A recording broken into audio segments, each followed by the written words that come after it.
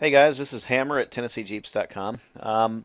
Recently we uploaded a video tutorial showing our members how to upload their pictures to our photo gallery, and we've had some questions arise, so I wanted to make another video and go over something important. The questions seem to center mainly around people getting an error message saying that a file was too big for them to upload when they try to contribute. So I wanted to explain why that happens, what you can do about it, and offer a suggestion for a free utility that I found that works pretty darn good. So you can see that we've signed in as our test user, Fearless Freep, and that Fearless Freep has tried to upload a photo that the forum gallery software has said is too big. The photo that Freep was trying to upload is this picture of a 2013 10th anniversary Rubicon. We shrink the picture and look at it on the screen the way that most web browsers do. You can look at this and think, hey, you know what? That's not so bad. That doesn't look like a big picture. What gives? Well, if we enlarge it to its native size, which is 3000 by 2000 pixels, you can see that that's a darn big picture. Be great for a desktop wallpaper on your computer. You can even print this thing out and have good print quality at 8 by 10. But it's just too big to upload to the forum gallery and to post on our forums. You'll notice that if you upload a picture like this to sites like Facebook, they're going to resize it for you automatically, and that's because they've invested quite a bit in their software to make that happen. Unfortunately, our gallery is not that smart. It will try to resize certain things, but we have set a file limit to help us preserve disk space. And disk space on servers is pretty expensive. So why does this happen? What does it mean? So on and so forth, right? Well, according to the current commercials, Apple's iPhone is the most prolific camera in use right now for photos uploaded to the internet. So I've switched over to Apple's support website, and we're looking at the specifications for that camera, and you can see that it natively stores pictures at 8 megapixels. So if you were to take all of your photos off of your iPhone and drag them out to your desktop and then upload them to our website without resizing at all, you're going to be uploading an 8 megapixel picture every time you upload one. That's pretty big. If you look over at another resource that I'm pretty fond of, B&H Photo, it shows that an 8 megapixel picture has dimensions of 3,264 pixels wide by 2,448 pixels tall. Again, that's a great picture if you're going to print out an 8 by 10. It's a great picture if you're saving pictures of your kids to your computer. You might want to print those out later, make postcards, print them out for pictures to hang on your wall, so on and so forth. Unfortunately, our photo gallery pukes whenever you try to upload a giant photo and it throws an error. So you need to resize those. And the utility that I want to share with you guys today is one called Photoscape. It's a freebie. You can't beat the price, and it seems to be pretty full-featured. I spent some time working with it this morning so I could figure out how it works and share this with you. And I'm confident in recommending it to you guys. I found no problems with it whatsoever. So I'm going to switch over to Photoscape. And you're going to see that I've got a collection of photos here in a folder that I've set up that are all 3,000 pixels wide or larger. So let's take a look at this picture that Freep was trying to upload a moment ago. Again, you look at the preview, doesn't seem so bad. Why didn't it work?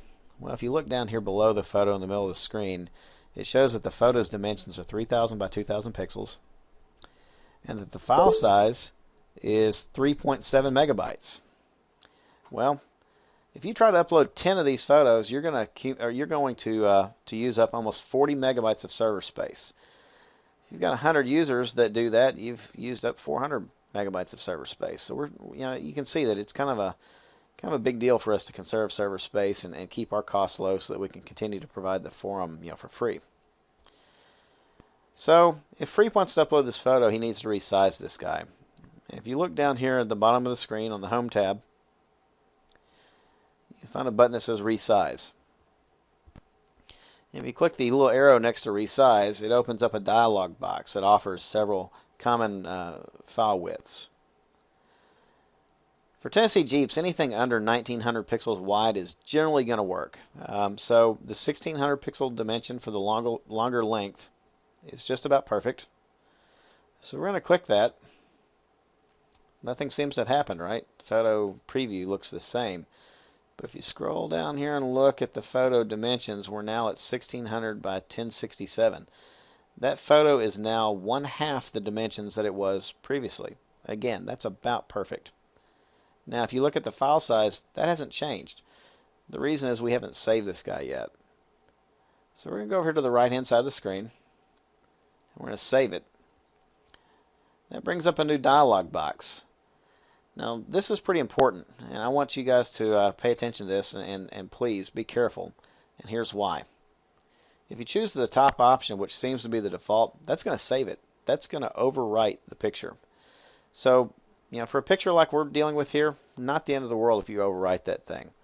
If this is a picture of your wedding, or a picture of your kids, or something like that that's irreplaceable, and you save that thing, you're going to be unhappy.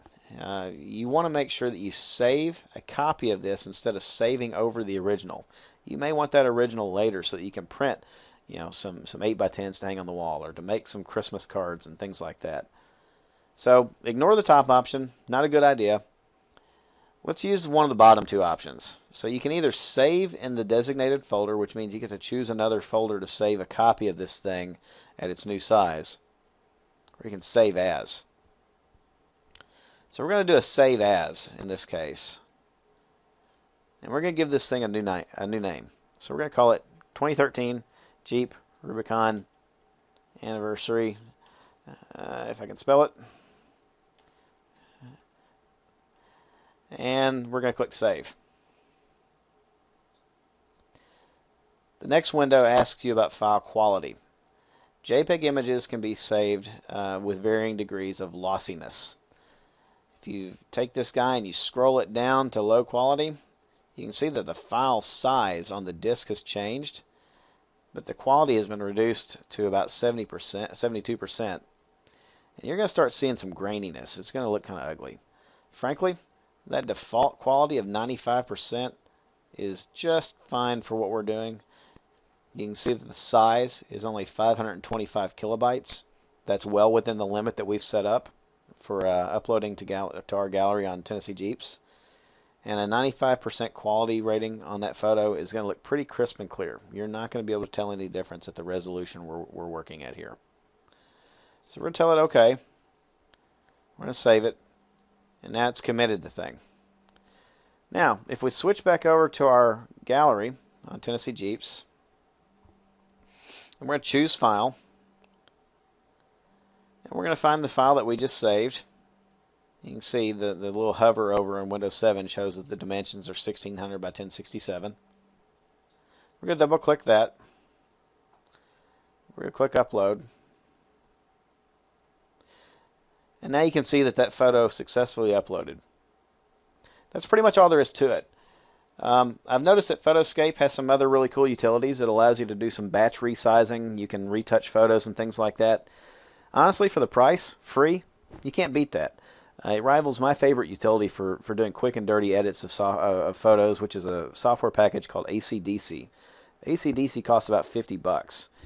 If you got $50 burning a hole in your pocket, I would suggest you take a look at that also. But if you don't want to spend that, and honestly, I can't see too many compelling reasons why to do that, Photoscape works great. Again, that's for the Windows platform. There's probably something similar out there for the Mac. The mechanics of what we just did are going to be very similar no matter what software package you're using. You're going to look for the resize tool. You want to resize it so that the maximum width is somewhere below 1920 pixels. And that'll work fine on Tennessee Jeeps for uploading to our gallery. Hope you find this tutorial useful. If you've got any questions, you can always visit us on the web, TennesseeJeeps.com. You can post a question either in the Bent Wrench Pub, which is our member-supported area, all sorts of general conversation there. Or you can scroll all the way down on the main screen of Tennessee Jeeps and go to our feedback and support forum, post a question, and one of us will do our best to answer your question for you in a timely manner. That's pretty much it for now. Again, hope you found it useful. We'll see you out on the trails.